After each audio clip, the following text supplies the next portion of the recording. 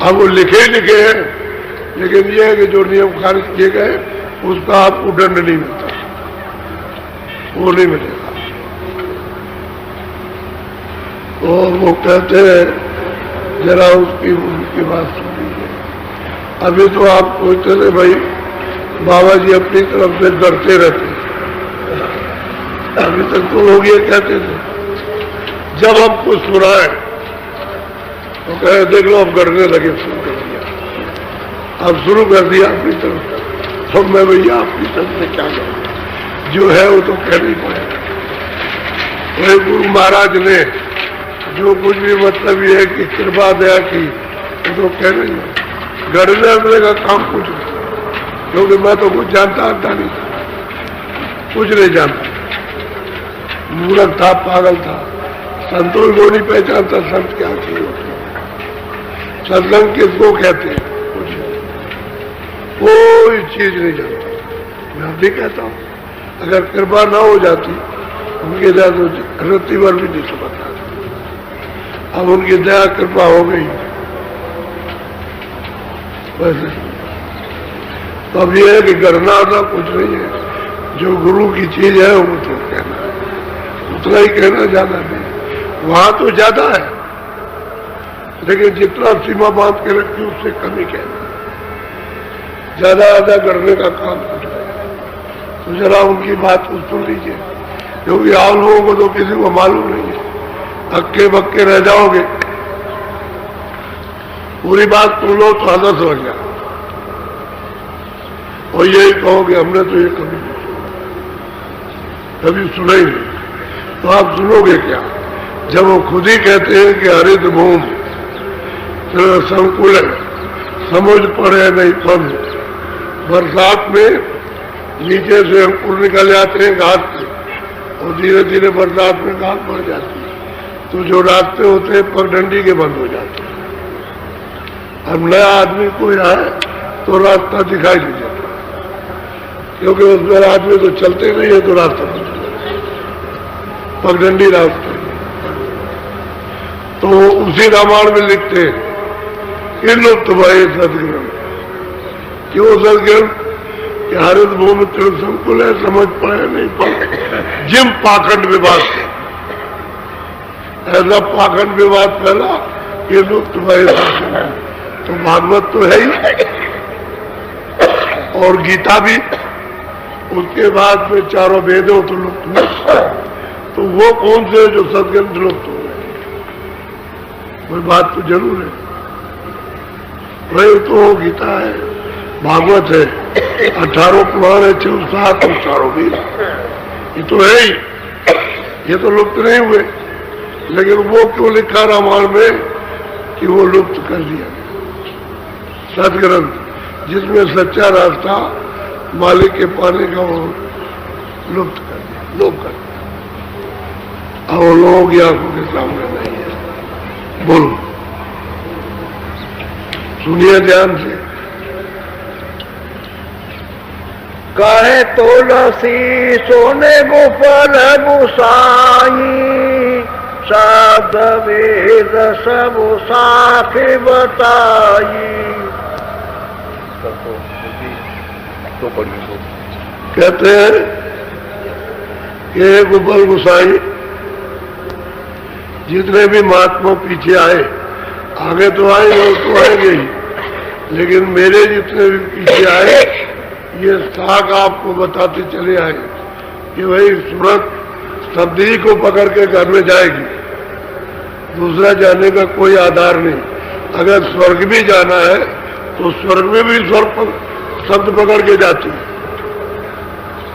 वो भी वैसे नहीं जा सकती, चलो ऐसे चले जाए, वहां का भी शब्द है, वो शब्द ही पकड़ेगी तभी आगे चलेगी, नहीं जा नहीं सकती। ऊपर जाएगी तो शब्द को पकड़ के जाएगी। तो सभी जितने भी महात्मा सब शब्द की साख यानी प्रमाण बताते हैं, और उसी से वो गए, शब्द ही से नाम से ही ले जाते। इसलिए तो उन्होंने कहा कि नाम जी ही जब जागृत होगी, अंतर्घात में बैठ करके जीव से यानी सूरत से नाम को आप लो, यानी उसके साथ में आप जुड़ो तो यही जीवात्मा योग पाती, यानी प्राप्त कर लेती है, उससे हो जाती है, ऊपर चढ़ जाती है, गगन मंडलों में, लोगों में चली जाती है, नाम की आवाज को पकड़कर, और वो नाम की आवाज सबके पास आ रही है। तो तरह तरह के शब्द हैं, इसलिए कहते हैं कि भाई मंदिर है, इसमें घना घोर बाजे बज रहे हैं, 24 घंटे बज रहे। अब इसमें कुछ प्रेमी ऐसे बैठे हैं कि ना भी साधन करें तो दमादम बज रहे, धड़ाधम बज रहे, दमादम कई तरह के बाजे बज रहे, जैसे हरि कीर्तन हो रहा, तो ये तो आपने मुंह से किया और ढोलक और मजीरा बजाया और किया और रख दिया फिर, लेकिन वहां तो हर वक्त कीर्तन होता है, हर वक्त।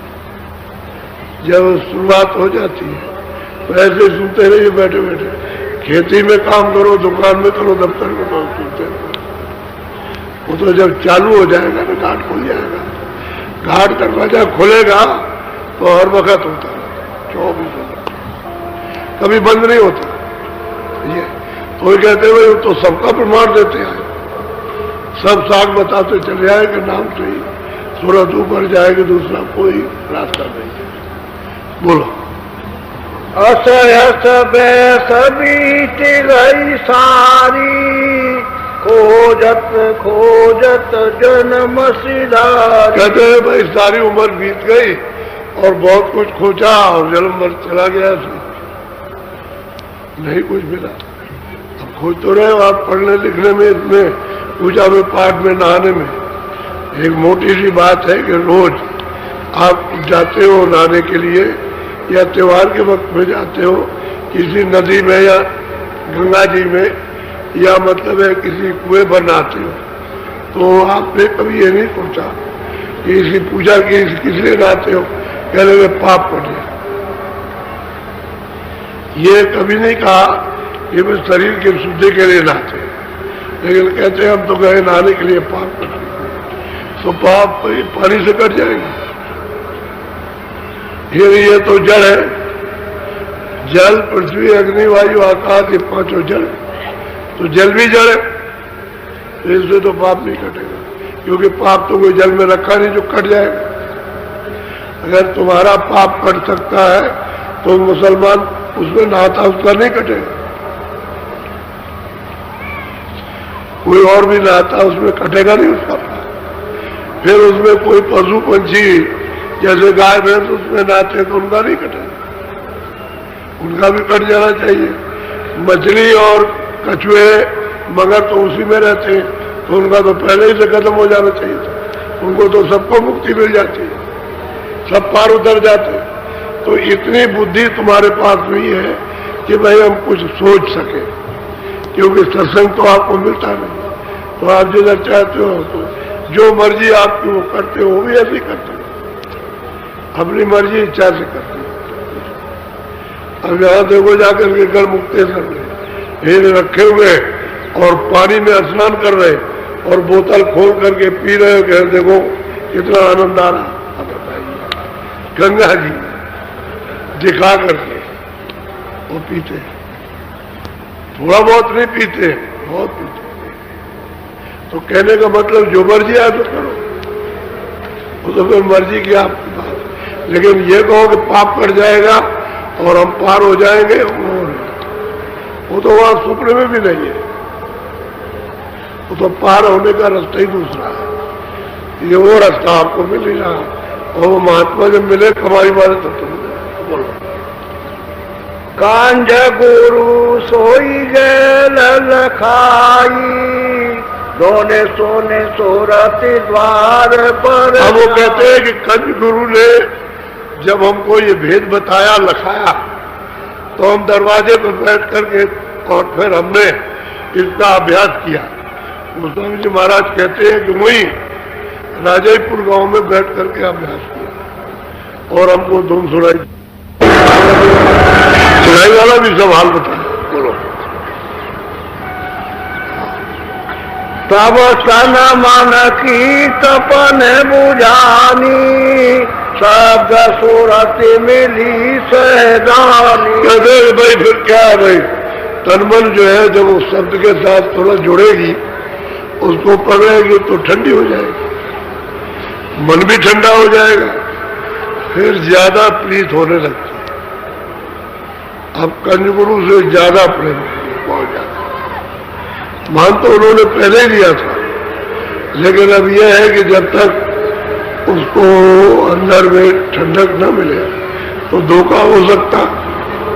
तो जब उनको ये नाम मिलने लगा, सुनाई देने लगा, चढ़ने लगे, तो कहते हैं ठंडे हो गए, क्योंकि उसमें तो वो अमृत है,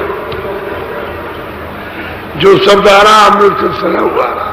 और जब खुल जाएगा तो सूरत है उसमें लग करके जैसे टूटी खोल दीजिए और पानी पीता है आदमी, ऐसे ही उसमें से अमृत चूता है। यहां तो उसको पीती है तो मजबूत हो जाती है, मन भी खूब अच्छी तरह से पक्का हो जाता, पी के चल जाता, ठंडा होता था, उबाल नहीं करता, इंद्रियों की तरफ भागता नहीं है, शरीर भी ठंडा होता है और बुद्धि भी निर्मल हो जाती है, अंतःकरण भी निर्मल होता है। तो कहते हैं कि कंज गुरु ने हमको ये रास्ता बताया, ये शब्द का नाम था, और फिर उसके बाद जब हमने बैठ के अभ्यास किया तो ये होने लगा। बोलो। सिंध बूंद जब मिला ठिकाना, शब्द सूरत लखी अगम बखाना। अब वो गौरी महाराज खुद कहते हैं कि सिंध कंजगुरु हमको मिल गया, उन्होंने पता दिया था सिंध का कि यहाँ से इतनी दूर पर जो है वो सत्यदेश है, वो सिंध है। तो उन्होंने कौन सा रास्ता बताया? शब्द का। कंजगुरु ने कहा कि तुम चढ़ करके जाओगे शब्द के द्वारा, आधार तुम्हारा चढ़ने का शब्द है। तो कहते हैं यही बूंद है जो दोनों आंखों के पीछे सूरत बैठी है, ये बूंद है, और बूंद से भी छोटी, जर्रा और जर्रे से भी छोटी। लेकिन गुरु महाराज ने उठा करके वो घाट पर बैठा दिया और अब यहां बूंद बन गई। तो कहते हैं जब तुम सिंध में जाओगे तो इसी शब्द को पकड़ के जाना। ये उन्होंने पता ठिकाना दिया, पहले से पूरा पता ठिकाना सब, रास्ते के निशान सब बताए, रास्ते के स्थान बताए, जो जो धनी रास्ते में बैठे हैं उनको सब उन्होंने बताया और कहा इस तरह से तुम वहां पहुंचोगे। तो ये मतलब यह कि अभ्यास घर में करने लगे और सूरत इनके नाम से जुड़ने लगी, निलय होने लगी, तो चढ़ाई शुरू हो गई। चढ़ाई शुरू हो गई। जब वो कहते हैं कि भाई मोह विलोप, तो ऐसे नहीं, नाम से ही सूरत चढ़ के गई थी। वो तो बहुत दूर है, आकाश में कोई मतलब सीढ़ी तो नहीं लगी, लेकिन नाम आ रहा था, शब्द वहां से आ रहा था, उसका ही तो शब्द आता है, उसके शब्द के अंदर में ऊपर का शब्द है, तो वो तो फर्क पहचानने में नहीं आएगा, इसी का शब्द आता है। ये घंटे और शंख की आवाज इतनी जोरों की हो रही, इसी को पकड़ के जाते हैं, तब उस मंजिल पे वहां पहुंचेंगे उनके पास में। असल में वो है नामी, और नाम उसको कहते हैं कि जहां सूरत तक आ रही हो आवाज, वो शब्द नाम है, और जिसमें से निकल रही हो नाम, तो आवाज उनके मुख से निकल रही है। सहजल कमल से निरंजन भगवान के मुख से आवाज निकल रही है, और जो नहीं, जिससे अलग हो गए, अब तो उससे अलग हो गए तो आधार टूट गया। अब कंज गुरु ने कहा इसको पकड़ो, इस नाम को, शब्द को पकड़ो, इस आवाज, तो पकड़ा और पकड़ के ऊपर चढ़े, और कहते हैं कि मैं करने लगा और ऊपर चढ़ने लगा। तो मैं वहां गया तो देखा दर्शन हुआ। जब उनका दर्शन हुआ तो आवाज ऊपर से आ रही, ऊपर वाली, वो आवाज को गमक मची हुई है, अच्छी तरह सुनाई देती है। अब तो सूरत उधर पहुंच करके निर्मल हुई तो ऊपर सुनने लगी आवाज, उसी को पकड़ के उधर जाएंगे। वही बात कहने लगे कि ये वो सिंध है और ये बूंद, सूरत बूंद, कहते हैं कंज गुरु ने जब रास्ता बताया कि सूरत को शब्द के साथ जोड़ करके ले चलो, तो कैसे चढ़ते चढ़ते चढ़ते चढ़ते, और वो कहते हैं कि यही बूंद यानी उस सिंध में जाकर के और सिंध के समान हो गए, पहुंच गए। और वो कहते हैं मैंने पाया। अब यही उन्होंने ठोक दिया कि मैंने पढ़ा, मैंने सिंध को पा लिया। अब ये तो साहब कह रहे थे, आपने देख किसने पाया, किसने पाया, किसने पाया? वो कहते हैं मैंने प्राप्त किया। इस बूंद को समुद्र में पहुंचा दिया। बोलो, ये पिए लखन लखा। हम कहते हैं कि पिया को ये में हृदय में कहते हैं कि कंज गुरु ने लखा दिया कि ये पिया को उस सिंध में पहुंचा करके लखाया। देखो ये बैठा हुआ है, ये यहां से तुम गए थे, लगा दिया हृदय। तुरंत को यहाँ बैठाल करके और यहाँ से वहां ले जा करके बैठा दिया, लगा दिया। अब वो कहते हमको यही से दिखाई देता है, यही से। ये उसका हृदय कहते हैं मन बुद्धि चित्त, ये निर्मल सो जन मोह पावे। तो कोई भी हो मुझे प्राप्त कर सकता, निर्मल होना चाहिए। अब ये निर्मल हो गए, इनका हृदय बिल्कुल एकदम से स्वच्छ साफ दमदम यानी दमकता है रोशनी से। कहते हैं हमने यहाँ ये